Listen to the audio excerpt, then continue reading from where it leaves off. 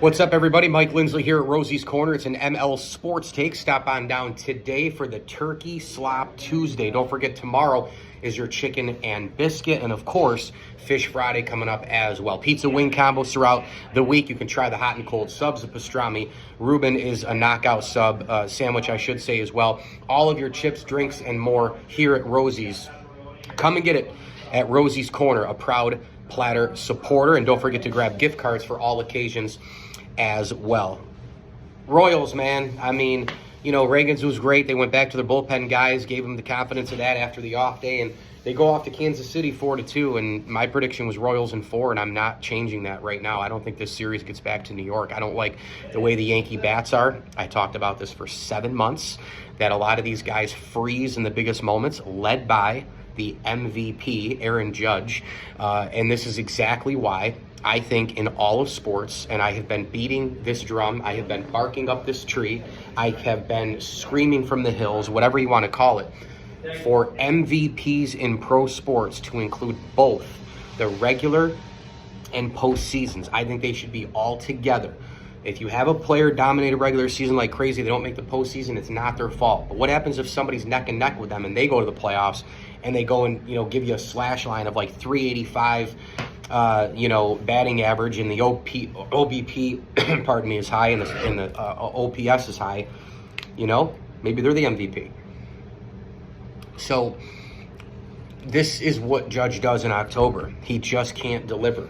He's had a couple of splashes. We talked about it a million times, but when he comes up, you can tell he's a different player. You can tell how he operates, what his mood swing is like coming up. I mean, he beat out that ball at first and clapped the hands and went crazy, but you could see a feeling of relief. Like, wow, I actually did something. I'm actually surprising myself.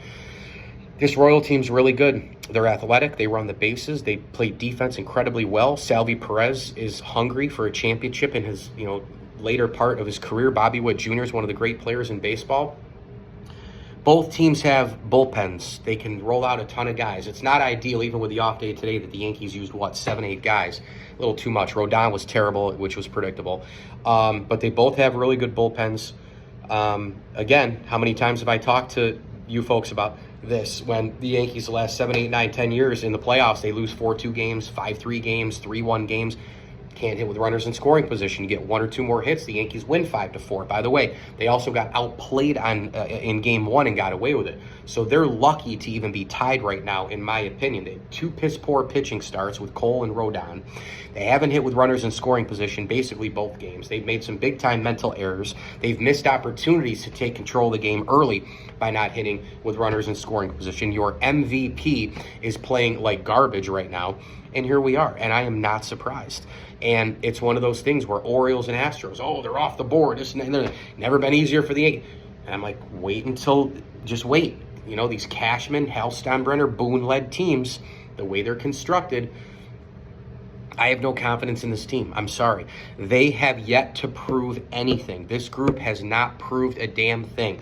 Aaron Judge talks the talk. He doesn't walk the walk. Oh, he's so much like Derek Jeter. He's nothing like Derek Jeter on a baseball field. Nothing like him. He can't even get a clutch single, let alone be Mr. November and get all the unbelievable hits that Jeter had in the playoffs. And by the way, when you get to the postseason, the pitching's better, bullpen starters, etc. Think about all the amazing players that pitched against Jeter through the years.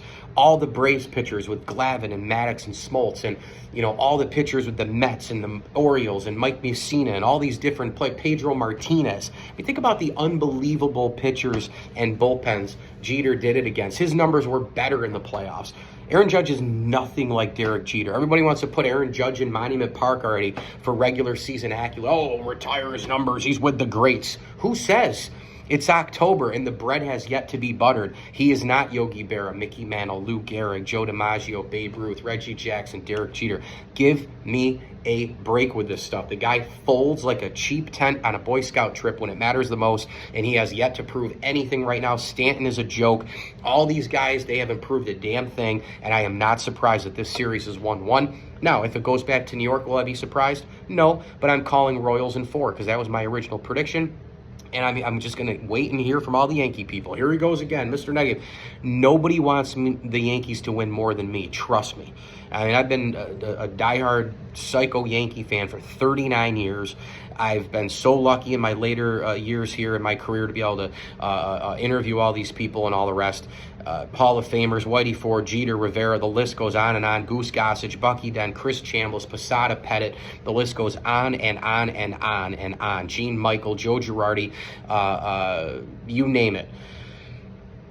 This team, I don't have faith in them, and I have to see it to believe it. ML Sports Take here from Rosie's Corner. Stop by, pizza, wings, and turkey slop all day. As I always tell you, enjoy the games.